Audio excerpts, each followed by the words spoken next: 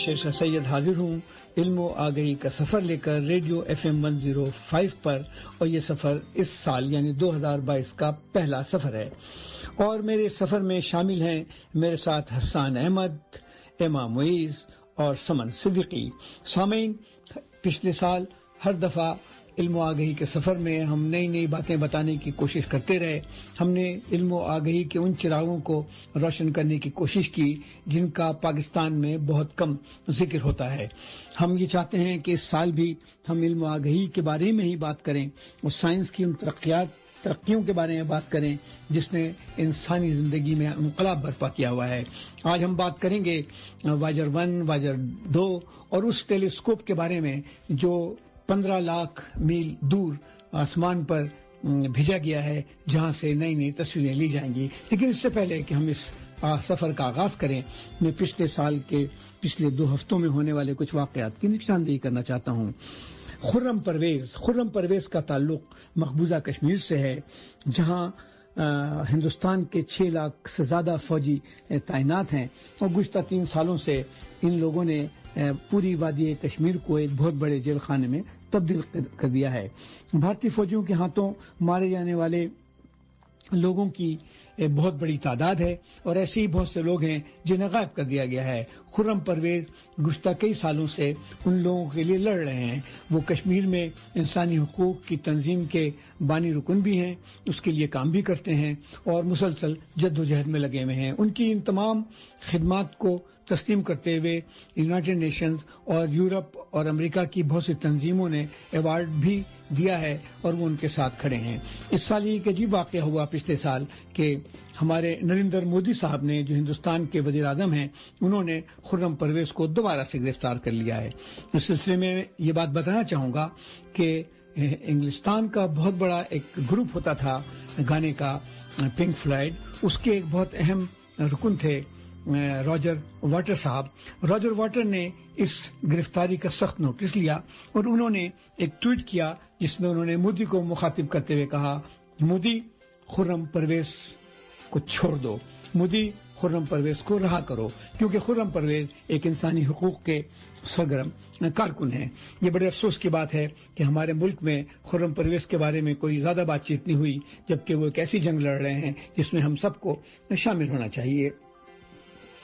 मुझे बड़ा फख्र है कि रॉजर वाटर, जिनका मैं शुरू से मद्दार रहा हूं, जिनका ग्रुप 1964 में बना था जब मैं मुश्किल से 12 साल का था, लेकिन इंग्लिस्तान जाने के बाद मैं रॉजर वाटर को फॉलो करता रहा हूं। रॉजर वाटर एक ऐसे फनकार हैं जो मुस्तकिल इंसानों के हुकूक, इंसानों की आज़ादी के लिए गाने गाते रहे हैं। वो न सिर्फ ये कि खुर्रम परवेज जैसे लोगों की हिमायत करते हैं, बल्कि गुज़िश्ता कई सालों में उन्होंने मुसलसल फलस्तीन की हिमायत की है। हमें सबको पता है कि फलस्तीनी अवाम पर बेइंतहा जुल्म व तशद्दुद किया जा रहा है। गाजा से लेकर के मगरबी साहिल तक फलस्तीनियों को पे जो जुल्म हो रहा है उसकी मिसाल कहीं नहीं मिलती है। आज इस मौके पर मैं एक तुर्की के एक बहुत मशहूर गायक का गाना है जो उन्होंने कश्मीरियों के लिए गाया है और ये कश्मीरियों का ये गाना मैं खुर्रम परवेज और रॉजर वाटर की नजर करता हूं और प्रोग्राम, इस साल के पहले प्रोग्राम का आगाज हम कश्मीरियों के इस गाने से करेंगे और प्रोग्राम के आखिर में मैं रॉजर वाटर का वो गाना सुनाना चाहूंगा जो उन्होंने फलस्तीनियों के लिए गाया है। हम सुनते हैं तुर्की गाना जो कश्मीरियों के लिए गाया गया है।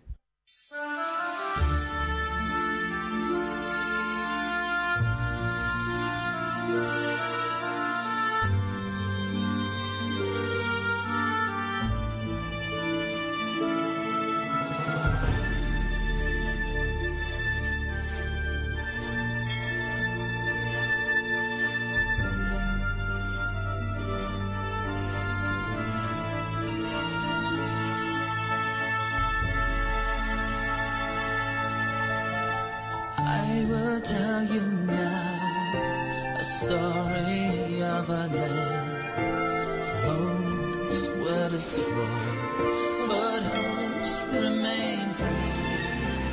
I will read you now a poem of a land, the pain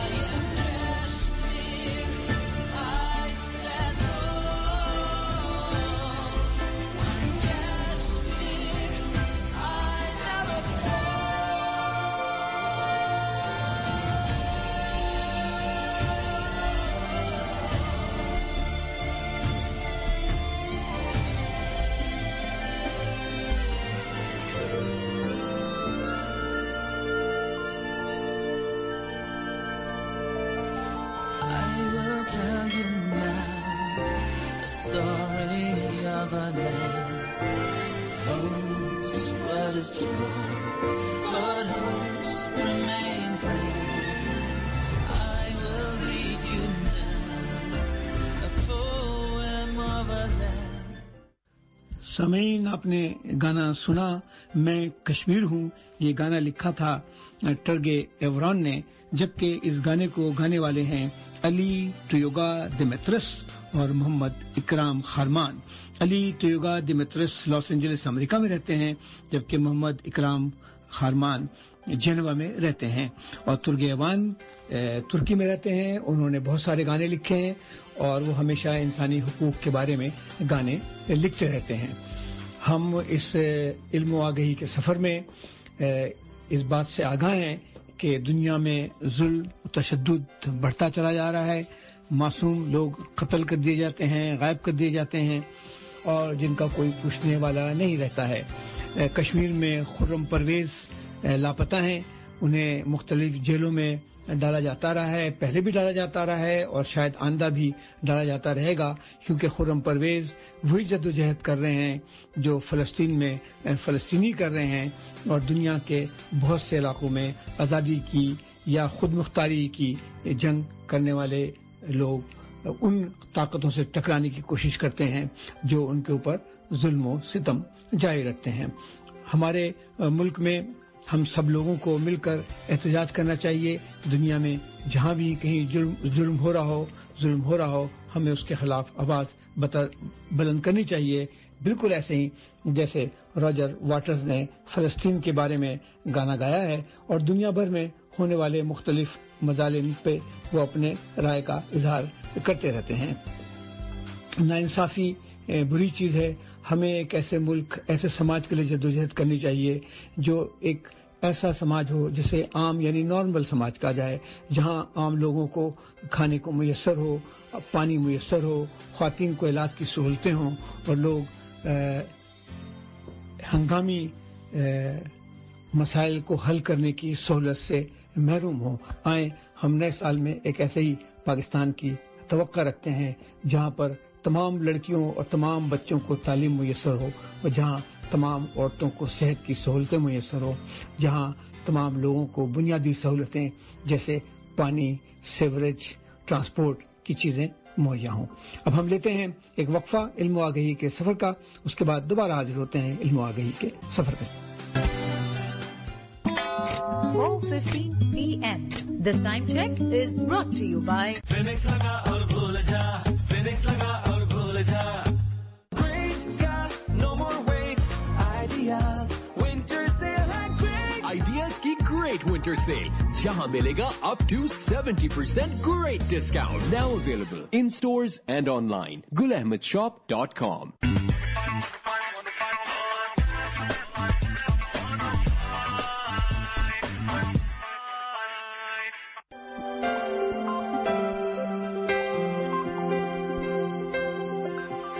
मैं शफीक हाजिर हूँ इल्म आगही के सफर के साथ प्रोग्राम के दूसरे हिस्से में, और मेरे साथ हैं कमल सिद्दीकी, इमाम मुईद, हसन अहमद।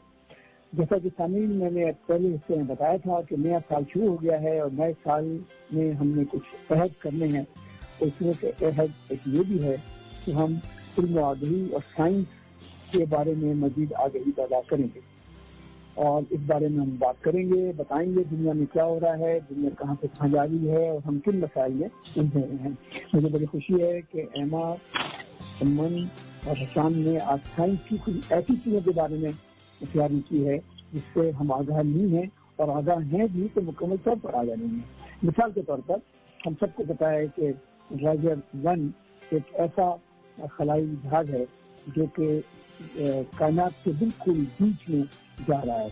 मैं 1979 का मेडिकल ग्रेजुएट हूँ और मुझे पता भी नहीं था कि 1977 में वॉयेजर 1 को लॉन्च किया गया और वॉयेजर 1 क्या कर रहा था, कैसे जा रहा था। हम एज ए मेडिकल स्टूडेंट हमें इसका पता ही नहीं था कि ये इतनी बड़ी साइंसी दरियाफ्त हो रही है। मुझे बड़ी खुशी है कि समन ने वॉयेजर 1 के बारे में कुछ मालूमात जमा की हैं, तो मैं चाहूँगा कि समन आप बताएं कि वॉयेजर 1 क्या था, क्यों बनाया गया और इसने क्या क्या किया है, और जहाँ तक मैंने सुना है, मुझे पता लगा है कि जमीन से उसका फासला इस वक्त तकरीबन 20 अरब माइल है। आप मुझे तस्लीम करें और बताएं कि 20 अरब माइल का क्या मतलब होता है। और वायरवन के बाद हम जाएंगे पानी की तरह, तो हसन हमें बताएंगे इस पिछले 2 हफ्ते में एक बहुत बड़ा टेलीस्कोप कायनात के अंदर भेजा गया है, उसके बारे में वो बताएंगे। और उसके बाद एमा से मैं गुजारिश करूंगा कि हमें वायरर 2 के बारे में बताएं, जो कि वायरर 1 के साथ ही भेजा गया था आसपास। तो सुमन, आप बताएं। जी, बहुत शुक्रिया डॉक्टर शेषा। तो जैसे कि आपने बताया, वॉयेजर 1 एक ऐसा स्पेस प्रोब है, उसको हम बोलें कि ऐसा जहाज किस्म की चीज है जो जमीन से भेजा गया था स्पेस के अंदर। और इसकी वजह ये थी कि जो हमारे करीब के प्लैनेट्स हैं उनको देखने के लिए अलग अलग मिशंस बनाए गए थे कि उनको करीब से देख सकें। लेकिन जो दूर वाले प्लैनेट्स थे, यानी जुपिटर और उसके आगे वाले जुपिटर, सैटर्न, यूरेनस वगैरह, तो वो बहुत क्योंकि दूर थे, उन तक पहुंचने के कोई जरिया हमारा नहीं बना था। तो ये जो वॉयेजर के जो मिशन बने थे, वॉयेजर 1 और वॉयेजर 2, ये दूर वाले प्लैनेट्स और उसके आगे देखने के लिए बने थे। तो ये लॉन्च हुआ था 5 सितंबर 1977 में। अच्छा, मजे की बात यह है, हालांकि इसका नाम वॉयेजर 1 है, लेकिन ये वॉयेजर 2 के बाद लॉन्च हुआ था। और इसका रीजन ये है कि इसको वॉयेजर 1 इसलिए बोला गया क्योंकि इसकी रफ्तार ज्यादा थी और ये जुपिटर और सैटर्न तक पहले पहुंचना था इसको, और ऐसे ही हुआ।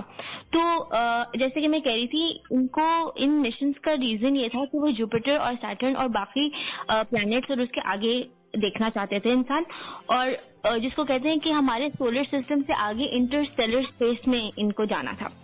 तो इनको अभी स्पेस में गए। जरा बात करें कि इंटरस्टेलर स्पेस क्या चीज है?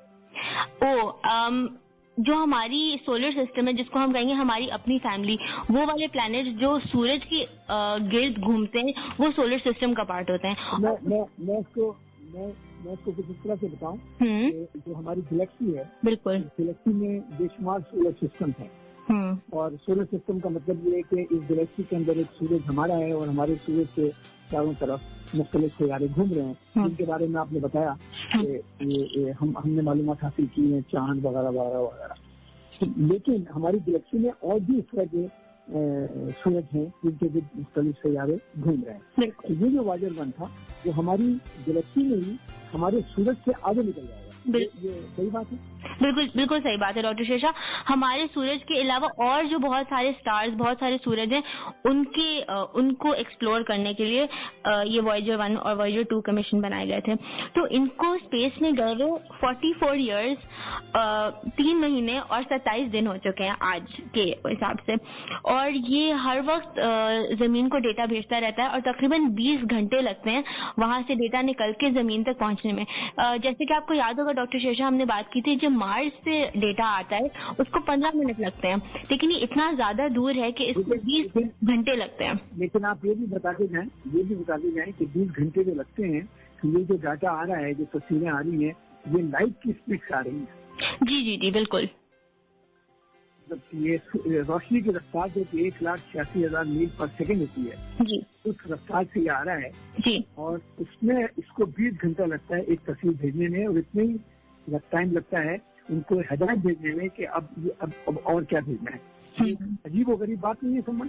बहुत अजीब व गरीब बात है, क्योंकि और यही बात है कि हसन साहब आप मुझे इसमें बताएं। हाँ, आगे जी। तो मैं ये कह रही थी कि और इसका रीजन ये है कि ये बहुत ज्यादा दूर है। जैसे कि आपने कहा ये 20 अरब किलोमीटर दूर है, तो ये असल में 23.2 अरब किलोमीटर दूर है, 23.2 बिलियन। और रोज ये डिस्टेंस बढ़ता जा रहा है क्योंकि रोज ये जमीन से दूर और दूर जाता चला जा रहा है। और इसको मोस्ट डिस्टेंट आर्टिफिशियल ऑब्जेक्ट कहा गया है, यानी जमीन से ओरिजिनेट करता हुआ ये वो चीज है जो सबसे ज्यादा दूर है जमीन से। मतलब इंसानों की बनाई हुई पहली चीज है, बिल्कुल, क्योंकि हमारी जमीन क्या बल्कि हमारे सूरज से भी आगे निकल करके कायनात के अंदर बड़ी तेजी के साथ चली जा रही है। और मुझे सही करें अगर मैं गलत कह रहा हूँ, कि जहाँ तक मुझे याद पड़ता है कि ये मुसलसल चलती चली जाएगी, और साइंसदानों ने हिसाब ये लगाया है कि इसके रास्ते में कुछ भी आने वाला नहीं है अगले 50-60 साल तक। जी, इसके रास्ते में तो नहीं आएगा, और शायद इसके रास्ते में तो नहीं आएगा, लेकिन इसकी जो एनर्जी रिजर्व है वो अब चंद साल में खत्म होने वाली है। जो साइंसदान है उन्होंने बोला है कि तकरीबन 2027 तक इसके जिस फ्यूल से ये आगे बढ़ता है वो खत्म हो जाएगा और ये आगे नहीं बढ़ पाएगा। अच्छा, समझ में बताएं कि ये क्या क्या मालूमात भेज रहे हैं हमारे पास? जी, तो इसका पहला मिशन था जुपिटर के पास जाना। तो ये जो जुपिटर हमारा सैयारा है उसके जो सबसे करीबी तस्वीरें हैं वो वॉयेजर 1 ने लेके हमें भेजी हैं। और जुपिटर हमारे सोलर सिस्टम का सबसे बड़ा सैयारा है और इसके ऊपर बहुत सारे जिसको कहें कि तूफान घूम रहे हैं, जिनको स्टॉर्म कहते हैं। और उसका एक स्टॉर्म जिसको एक आई कहा जाता है मेरे ख्याल में, वो पूरी जमीन से भी बहुत बड़ा है। तो आप सोचिए जुपिटर कितना बड़ा होगा अगर एक तूफान पूरी जमीन से बड़ा है। हाँ। और इसकी तस्वीर ऐसी क्या मालूमात उन्होंने भेजी है जिससे साइंसदान बहुत ज्यादा खुश हैं और एक्साइटेड हैं? जी, हमें भी पता होना चाहिए, हमारे पाकिस्तानी शहरियों को पता होना चाहिए, खासतौर पर हमारे वो तालिब इल्म जो यूनिवर्सिटियों कॉलेजों में पढ़ रहे हैं उन्हें पता होना चाहिए। और मुझे बार बार इस बात का बड़ा अफसोस सदमा होता है कि जिस वक्त मैं 4th ईयर मेडिकल कॉलेज में था उस वक्त मुझे पता नहीं था कि जुपिटर ये जो वॉयेजर 1 है ये इसने इतना जबरदस्त सफर शुरू किया है। और उस जमाने की जो टेक्नोलॉजी है उसके बारे में जरा बताएं। जी बिल्कुल। तो उस जमाने की जो टेक्नोलॉजी थी, जो आप सोचे ना, इसको 44 इयर्स हो चुके हैं निकले हुए, तो जाहिर है वो उतनी ही पुरानी टेक्नोलॉजी थी। लेकिन उस वक्त की जो सबसे बेहतरीन कंप्यूटर्स थे, जो सबसे बेहतरीन फ्यूल का सिस्टम था, जो सबसे बेहतरीन इंजन थे, वो इसके ऊपर डाले गए थे। तो जुपिटर के बाद जुपिटर के मून्स को इसने थोड़ा सा एक्सप्लोर किया और फिर जी हसन। जी हाँ, मैं इसमें कुछ ऐड करना चाहता था। सिंस डॉक्टर शेषा आपने टेक्नोलॉजी के बारे में पूछा, तो आजकल एक इस पे रिसर्च हुई और ये पता किया इन्होंने, तो वॉयेजर 1 और वॉयेजर 2 के अंदर जो टेक्नोलॉजी इस्तेमाल की गई थी वो आजकल अगर देखा जाए तो वो हमारे जैसे अगर आप देखें आजकल की नई गाड़ियों के अंदर जो बटन आता है जिससे गाड़ी खुलती और बंद होती है, उस तरह की टेक्नोलॉजी थी। वो तरह का कंप्यूटर जो है वॉयेजर 1 और 2 के अंदर इंस्टॉल किया गया था। तो इतनी कदीम टेक्नोलॉजी थी कि उससे अगर आज देखें तो ऐसा लगता है कि हम लोग टेक्नोलॉजी के अंदर 100 साल 200 साल से ज्यादा आगे चले गए, क्योंकि उनकी टेक्नोलॉजी इतनी पुरानी थी। उसके बावजूद जिस तरह समन ने बताया कि वो इतना कुछ कर गए थे इस वॉयेजर स्पेसक्राफ्ट को लेके, और जो है ना इतनी ज्यादा इन्फॉर्मेशन तब भी हमें पता चली थी उस टाइम पे कि अभी भी हम उस इन्फॉर्मेशन का यूज कर रहे हैं। जी, और बिल्कुल सही कहा। हाँ, और बताएं और क्या मालूमात मिली? जी, उसके बाद इसका नेक्स्ट मिशन था सैटर्न के पास जाना। तो सैटर्न के पास ये वॉयेजर 1 गया, उसके करीब से उसके सरफेस को देखा और फिर उसका एक जो चांद है जिसका नाम है टाइटन, उसके पास भी गया और उसकी सरफेस और जो सैटर्न की रिंग्स हैं जो उसके अराउंड जो घूम रही हैं गैस की और मीटियोर्स की जो रिंग्स हैं सैटर्न की, उसको भी एक्सप्लोर किया था वॉयेजर 1 ने। और उसके बाद अपने इस सफर पे आगे जब बढ़ा तो सोलर सिस्टम से और जब दूर निकला तो उसने पूरे सोलर सिस्टम की तस्वीर ली, जिसको एक फैमिली पिक्चर कहते हैं, क्योंकि वो सूरज और उसके सारे सैयारों की तस्वीर है जिसमें सारे सैयारे अलग अलग नजर आ रहे हैं। और मजे की बात है उसमें जो हमारी जमीन है उसको कहते हैं पेल ब्लू डॉट, जो एक छोटा सा नीले रंग का बस एक छोटा सा निशान है, नुक्ता है, और उसमें हमारी पूरी दुनिया है, उसमें सारे इंसान हैं, उसमें सारी हमारी इमारतें हैं, हम सब की ख्वाहिशात हैं, हम जो हैं वो एक पेल ब्लू डॉट है सिर्फ। और अंदाजा होता है हमारी हैसियत का और हम कितने छोटे हैं और कायनात हमसे कितनी बड़ी है। मतलब ये है कि इस जमीन पर रहते हुए इंसान पता नहीं कितनी लंबी लंबी बातें करते हैं। देखा जाए तो कायनात के हवाले से हम लोग बहुत ही मुख्तसर हैं, बहुत छोटे हैं, हमारी जिंदगी भी कम है कि नहीं? बिल्कुल। लेकिन ये बात भी मानना पड़ेगा समझ के साइंसदानों ने ये जो चीज भेजी है जिसका कि अभी हसन ने बताया कि टेक्नोलॉजी इतनी कमजोर टेक्नोलॉजी थी, उसके बावजूद ये मुसलसल पैगाम भेजे जा रहा है कि नहीं? जी बिल्कुल, मुसलसल पैगाम भेजे जा रहा है। और जो मैंने पढ़ा तो जो लेटेस्ट अपडेट है वो आज ही की अपडेट है कि वो कहाँ तक पहुंच गया है, उसकी रफ्तार कितनी है, उसको वो क्या कर रहा है। लेकिन जहाँ तक कि तस्वीरें भेजने का मामला है तो कुछ सालों पहले इसकी एनर्जी कंजर्व करने के लिए इसके कैमरा और बारी बारी बहुत सारे फंक्शंस को बंद करना पड़ा है। तो अब वो तस्वीरें तो नहीं भेज रहा, लेकिन बाकी इंफॉर्मेशन जैसे कि आउटर स्पेस की ग्रेविटेशनल फोर्स जो होती है, जो उसकी मकनातीसी सलाहियत होती है, उसके बारे में अभी तक इंफॉर्मेशन वो भेज रहा है। ये तो बड़ी जबरदस्त मालूमात भेज रहा है और मेरा ख्याल में हमारे इल्म आगाही के सफर का वक्फा होने वाला है। हम वक्फे के बाद दोबारा आते हैं और वक्फे के बाद हम बात करेंगे हसन साहब से, जो हमें बताएंगे कि जो टेलीस्कोप अभी भेजा गया है, जो कि अभी मेरे ख्याल में सफर कर रहा है, उसके बारे में बताएंगे। उसके बाद दोबारा हम जाएंगे वॉयेजर 2 की तरफ। तो हम वक्फा लेते हैं, वक्फे के बाद We will be right back after this short commercial break. Great God, no more wait.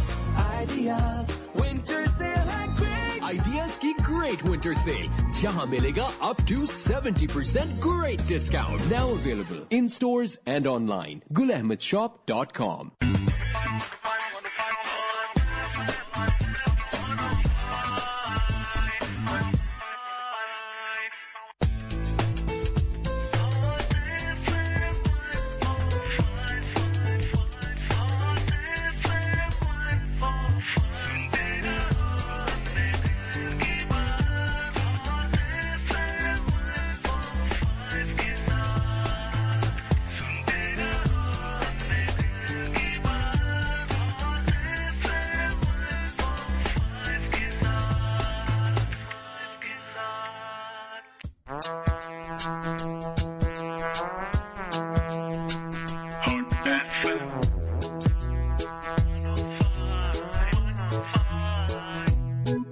अब गाँव में गुनगुनाओ में महकी सी इन फिजाओं में, शहर हो या फिर गाँव में ये बातें यूं पहुँचाओ मैं।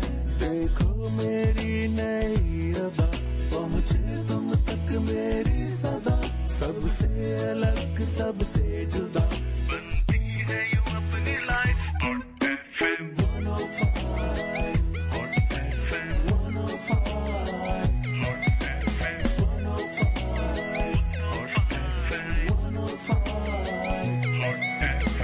105% music satisfaction. It's Hot FM 105 Radio Network.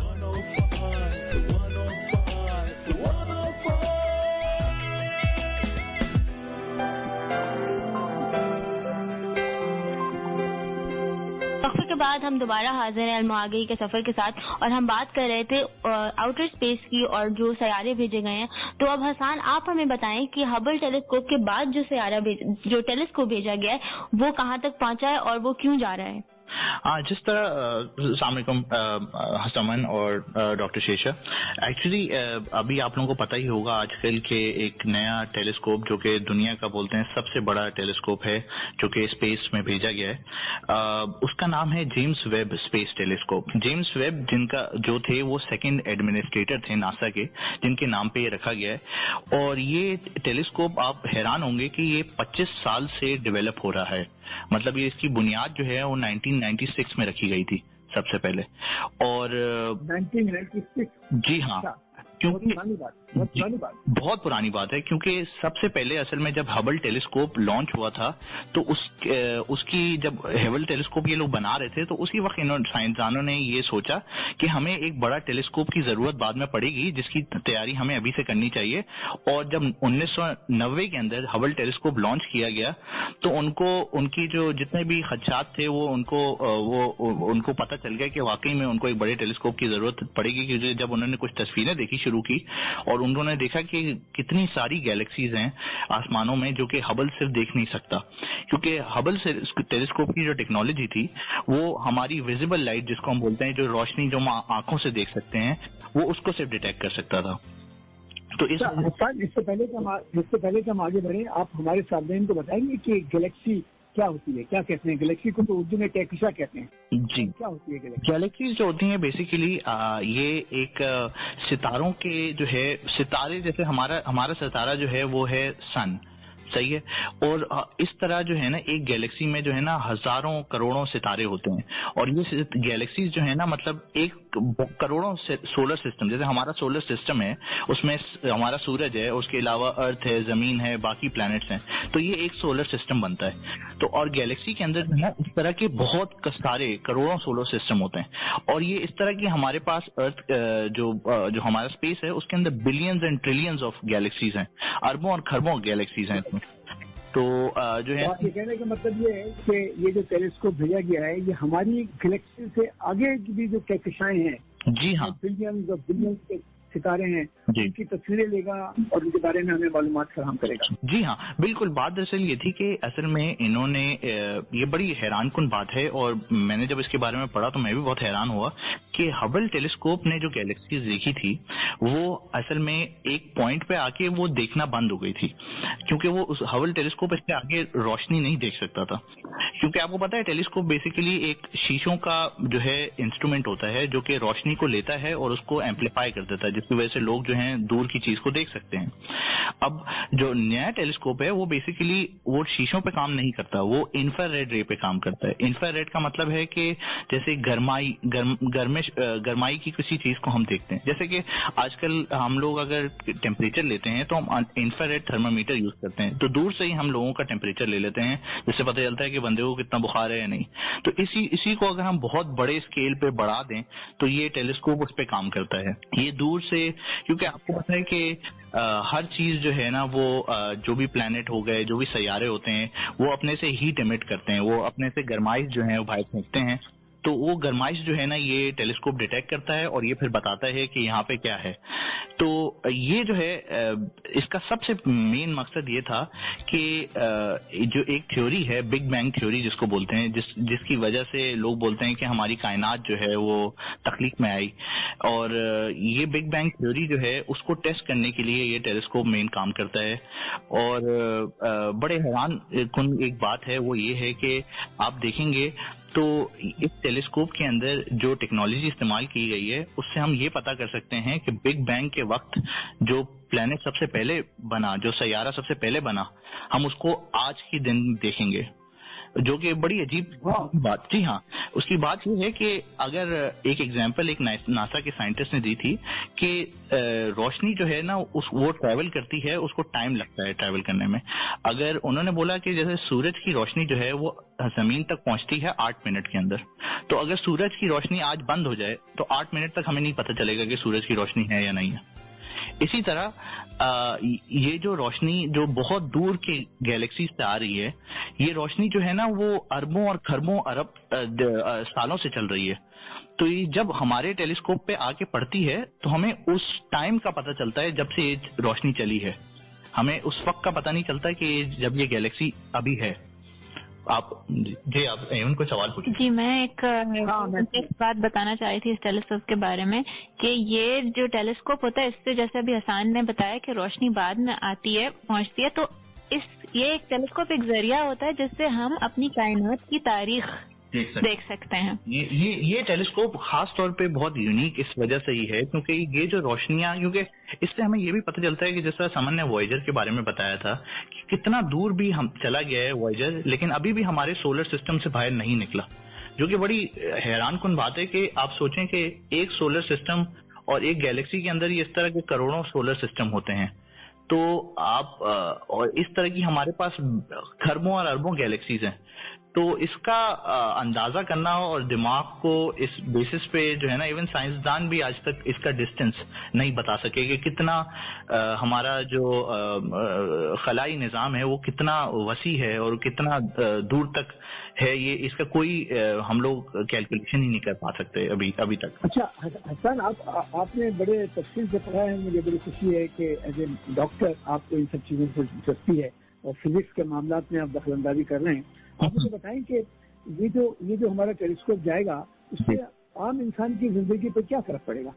देखें, मैं समझता हूँ इंसान जो है, हम लोग सब लोग जो हैं, एक देखा जाए तो हम लोग ने एवोल्यूशन के बेसिस पे हम लोग क्यूरियस किस्म के लोग हैं। हर बंदा जो है ना अपनी आसानी के लिए, अपनी आसाइश के लिए जो है ना कुछ तगुदू में लगा हुआ है।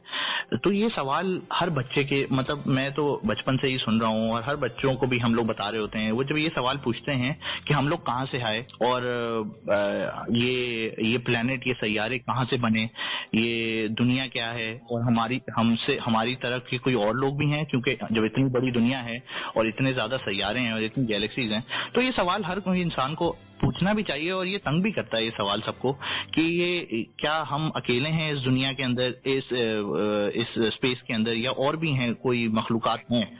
तो इस बेसिस पे अगर आप देखा जाए तो आपको जो है सोच में पड़ जाता है इंसान। इसी वजह से जो है ना ये आगे जाके फ्यूचर के अंदर अगर हम लोग देखें, क्योंकि इस वक्त जो है साइंसदानों ने इन हबल टेलीस्कोप और इस नए टेलीस्कोप से भी कुछ ऐसी सैयारे ढूंढेगा जो कि हम लोग जो बोलते हैं हैबिटेबल जोन, ऐसा जोन जो कि सितारे के, जैसे हमारा सितारा सन है, तो उसके बहुत ज्यादा करीब भी ना हो ताकि गर्म भी ना हो, और उससे बहुत ज्यादा दूर भी ना हो ताकि बहुत ठंडा भी ना हो, बट ऐसा सैयारा ऐसे रीजन में हो जिसको हैबिटेबल जोन बोलते हैं, जैसे हमारी दुनिया है जिसमें, ताकि वहाँ पे लाइफ एग्जिस्ट कर सके, वहाँ पे जिंदगी वजूद में आए, जिसमें पानी पाया जाए, हवा पाई जाए, oxygen.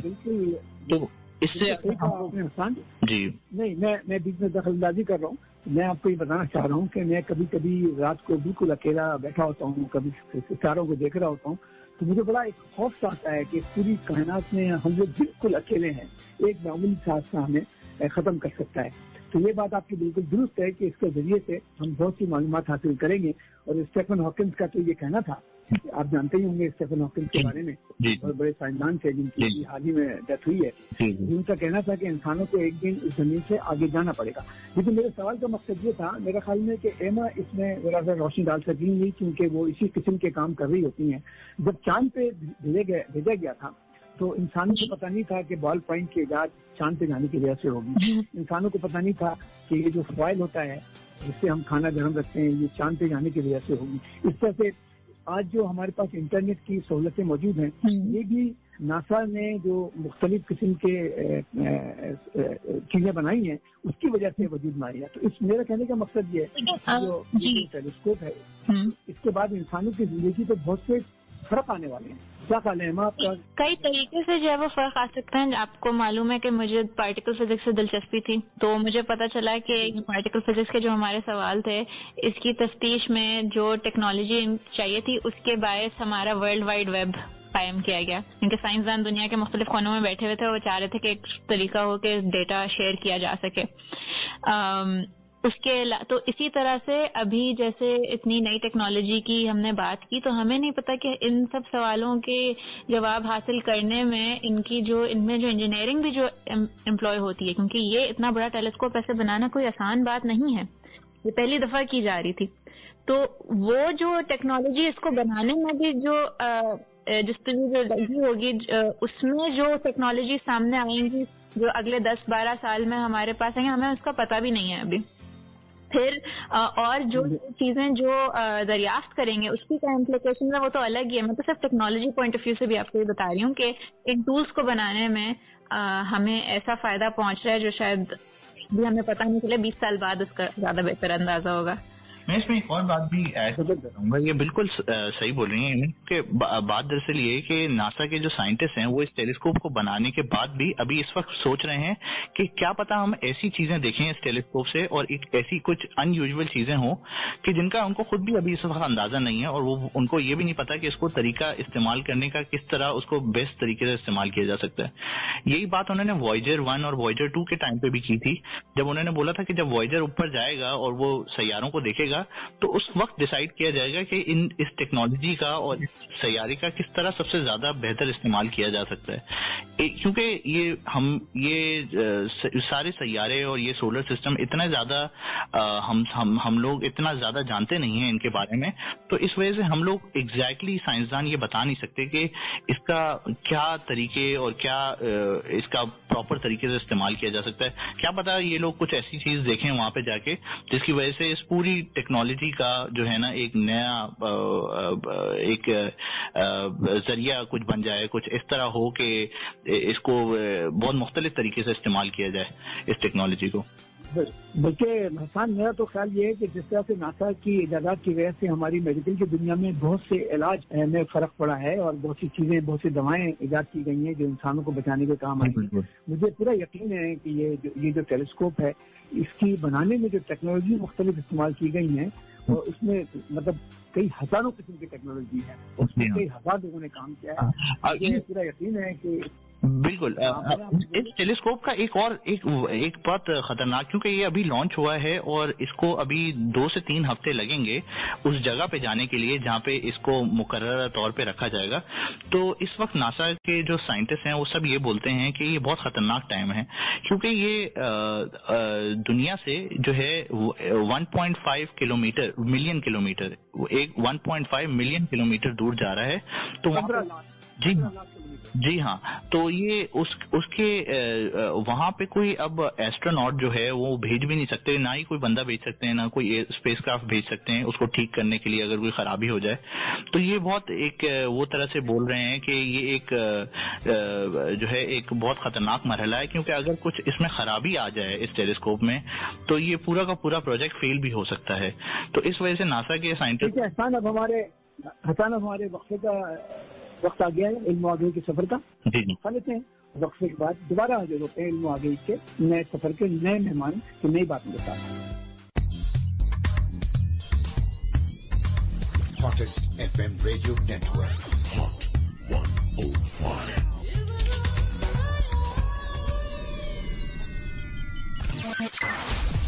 We will be right back after this short commercial break. Great God, no more wait. Ideas, winter sale at Great. Ideas की great winter sale, जहां मिलेगा up to 70% great discount. Now available in stores and online. GulAhmedShop.com.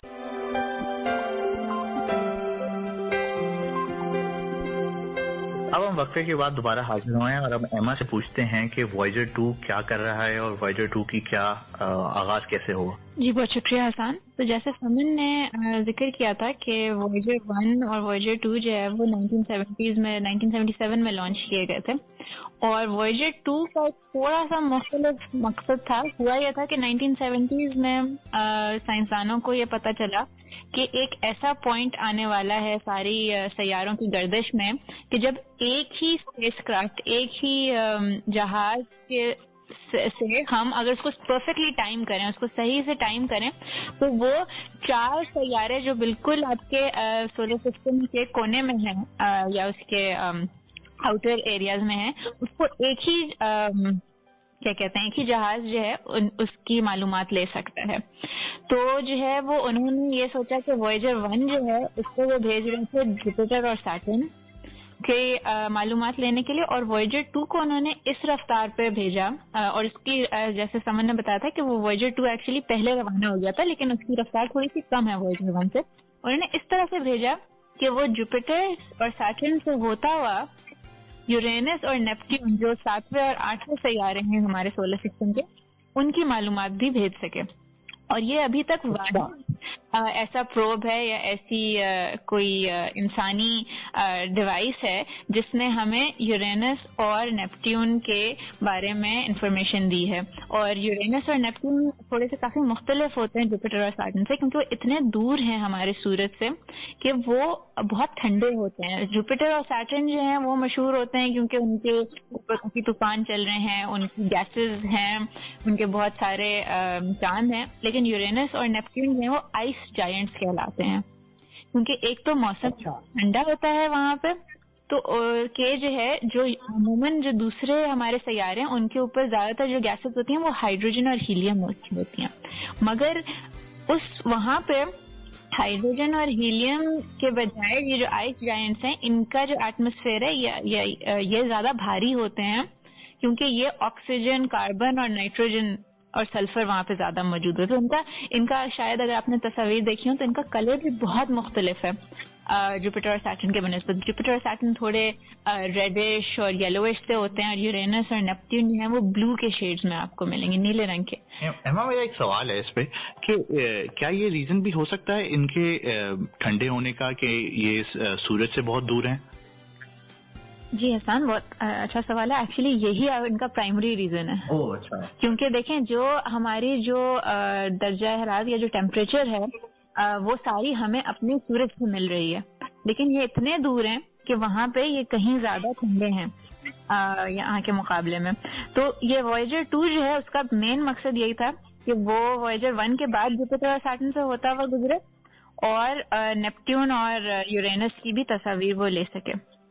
तो उसमें जो है वो दिलचस्प बात यह है कि वैसे तो इसका मकसद यूरेनस और नेपट्यून को देखना था, लेकिन उसने जुपिटर और सैटर्न के बारे में भी हमें काफी चीजें बताई, जैसे कि जुपिटर का जो 14वां मून है वो उसने डिस्कवर किया था। उससे पहले हमें नहीं मालूम था उसके बारे में। वॉयेजर 1 ने जो है वो यूरोपा के बारे में हमें कुछ इन्फॉर्मेशन दी थी। मजीद जो है वो इसमें फिर इनको वॉयेजर 2 की सहूलत थी, जिससे वो मजीद अपने उन सवालात का जवाब दे सकते थे। उसके बाद जो है इसने यूरेनस के बारे में हमें वो भी पता, हमें प्राइमरीली वॉयेजर 2 की वजह से पता है। इसने जो है ये मालूम किया कि यूरेनस के ऊपर एक ओशन भी है तकरीबन। हाँ, इसके जो क्या कहते हैं आसमान जो है उससे तकरीबन 500 मील नीचे, और ये बॉइलिंग वाटर का एक ओशन है।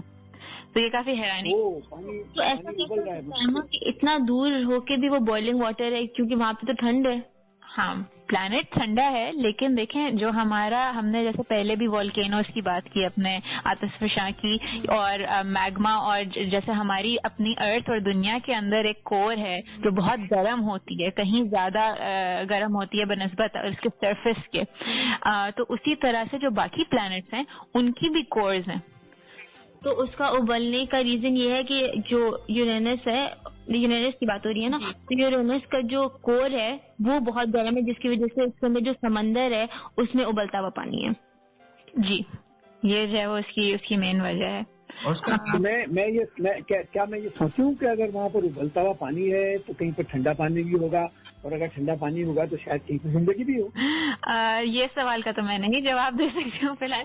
असल में बात यह है कि वहाँ का जो उबलता हुआ पानी है वो असल में पानी हाइड्रोजन और ऑक्सीजन का नहीं बना हुआ, वो एक्चुअली मीथेन की गैसेज हैं। तो बेसिकली वो उबलती हुई मीथेन की गैसेज हैं। मतलब मीथेन को अगर जो हम चूल्हों में इस्तेमाल करते हैं जो गैस, उसको अगर आप लिक्विड फॉर्म में कर दें तो वो जलाने वाली गैसेज हैं बेसिकली। तो आई थिंक वहाँ पे ठंडा पानी भी अगर हो भी तो आई थिंक हमें जाना नहीं चाहिए वहाँ पे। सही है। अच्छा, ये बताएं अम्मा कि ये जो वॉयेजर 2 है अभी जमीन से कितने फासले पर है? हमें वॉयेजर 1 का तो पता लग गया कि तकरीबन 22 बिलियन किलोमीटर दूर है। मुझे एग्जैक्टली अभी याद नहीं है, लेकिन क्योंकि इसकी रफ्तार कम है तो ये सिर्फ 2018 में ही हमारे इंटरस्टेलर स्पेस में पहुंचा था और हमारे सोलर सिस्टम से बाहर निकला था।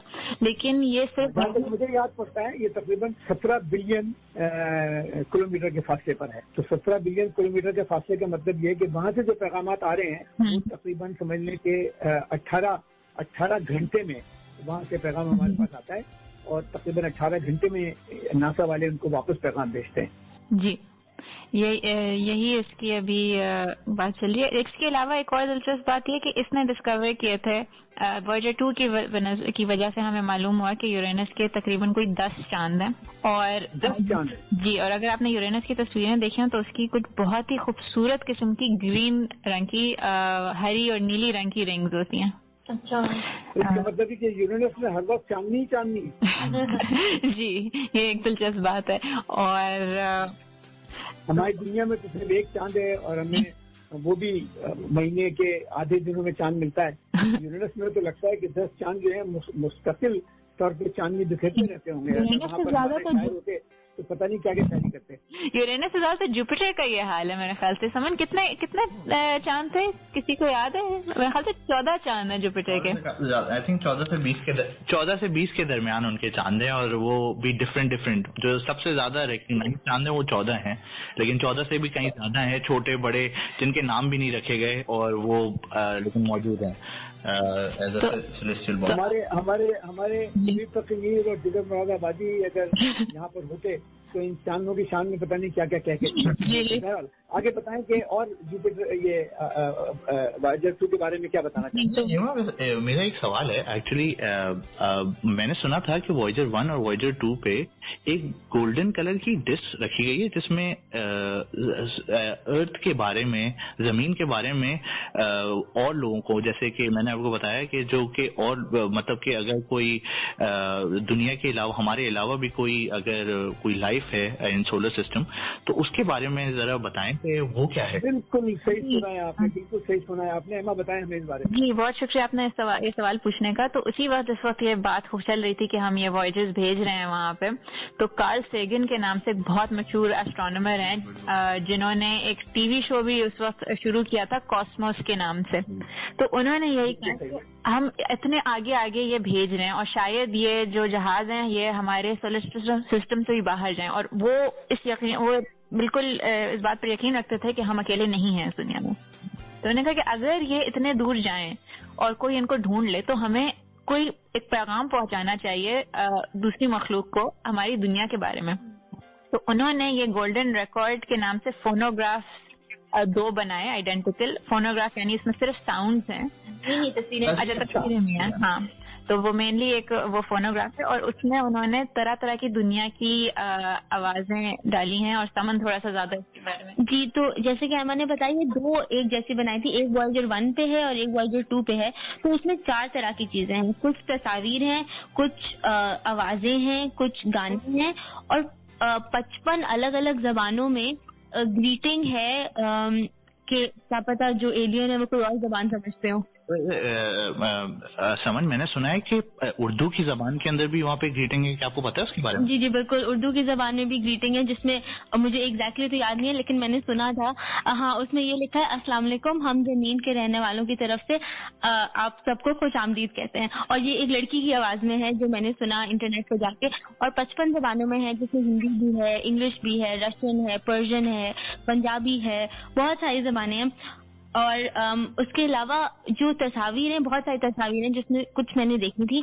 अच्छा, इसमें से कुछ तस्वीर तो जमीन की हैं जिसमें हमारे कल्चर के बारे में है, कुछ स्ट्रीट के व्यूज हैं, कुछ लोगों की तस्वीरें हैं, अलग अलग काम करते हुए, खाना खाते हुए हमारे जैसी चीजें दिखाई गई हैं। लेकिन कुछ बहुत साइंटिफिक तस्वीरें भी हैं जिसमें साइंस के लॉज बताए गए हैं। उसमें से एक तस्वीर है जिसपे काउंटिंग बताई गई है कि एक नुक्ता है उसके आगे 1 लिखा है, फिर 2 नुक्ते हैं उसके आगे 2 लिखा है। उसके बाद थोड़ी सी एडिशन बताइए कि 1 + 2 = 3 और 5 + 7 = 12, इस तरह की बातें। और उसके आगे और जाके और साइंस की चीजें बताई गई हैं, कुछ केमिस्ट्री के बारे में, कुछ बायोलॉजी के बारे में, DNA की तस्वीरें बना के उन्होंने भेजी हैं। तो इस तरह की तस्वीरें हैं। फिर ये ग्रीटिंग्स हैं, आवाजें हैं, आवाजों में ट्रेन की आवाज है, चिड़िया की आवाज है, अलग अलग परिंदों और वेल की और अलग अलग जानवरों की आवाज है, लोगों की आवाज है। जबरदस्त समन, आपने बड़े अच्छे तफसील से बताया। लेकिन वक्त ये है कि मसला ये है कि हमारे इल्म आगही के सफर का वक्त भी खत्म होने लगता है। तो अब मैं खत्म करना चाहूंगा, लेकिन उससे पहले मैं दोबारा से आपको बताना चाहता हूँ कि जैसे कि प्रोग्राम के पहले हिस्से में मैंने बताया था कि आप लोगों ने पिंक फ्लाइट का नाम सुना होगा। उसमें जो रॉजर वाटर थे, रॉजर वाटर अभी भी जिंदा हैं। उनके बारे में जैसा कि मैंने बताया कि वो फलस्तीन और कश्मीर के बारे में बड़े मुसलसल अमली तौर पर काम करते रहे हैं। तो आज के प्रोग्राम का जो इख्तिताम है मैं रॉजर वाटर के एक गाने से करना चाहता हूँ। रॉजर वाटर ने ये गाना फलस्तीनियों के लिए गाया है, लिखा है। और मैं इससे खत्म कर रहा हूँ कि अभी इसी हफ्ते में ही जहाँ बहुत अच्छी अच्छी खबरें साइंस की हमें मिल रही हैं, हमें ये खबर मिली है कि इजराइल ने गोलान की पहाड़ियों पर अपने आबादी बसानी शुरू कर दी है, जो कि दुनिया के तमाम ममालिक के उसूलों के खिलाफ है।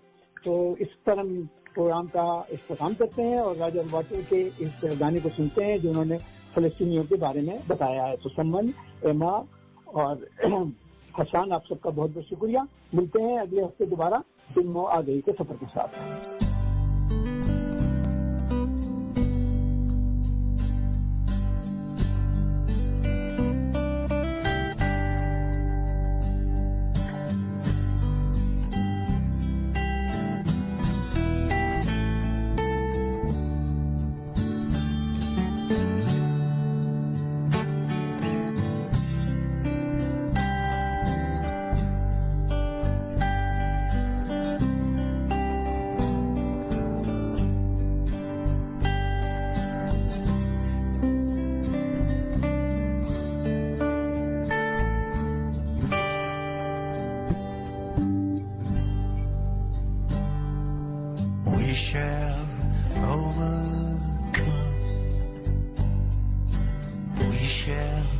overcome. We shall overcome someday.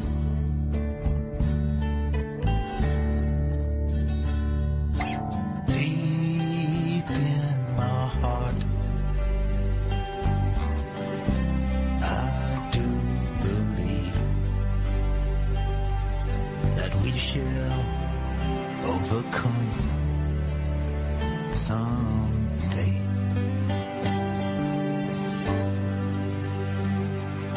And we'll walk hand in hand.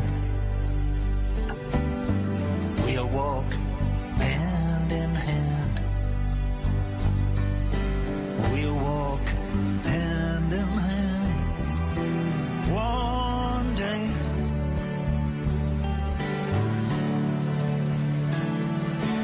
Deep in my heart, I do believe that we'll work hand in hand one day.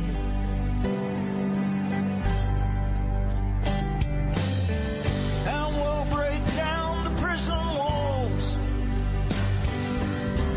We will tear down those prison walls. Together we will tear down the prison walls on that day.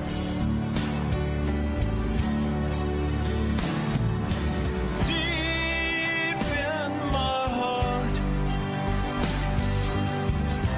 I do believe that we will tear down all those prison walls on that day.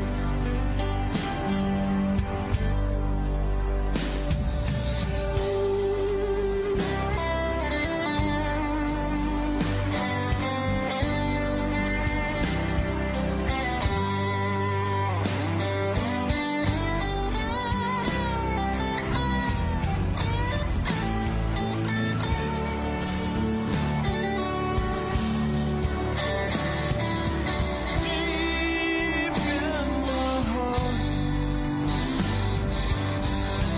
I do believe that we will tear down all those prison walls on that day.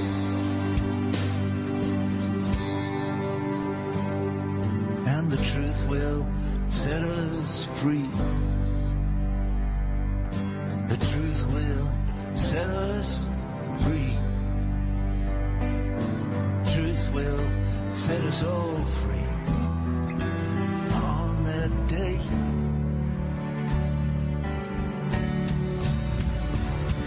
And deep in my heart, I do believe that the truth will set us all free on that day.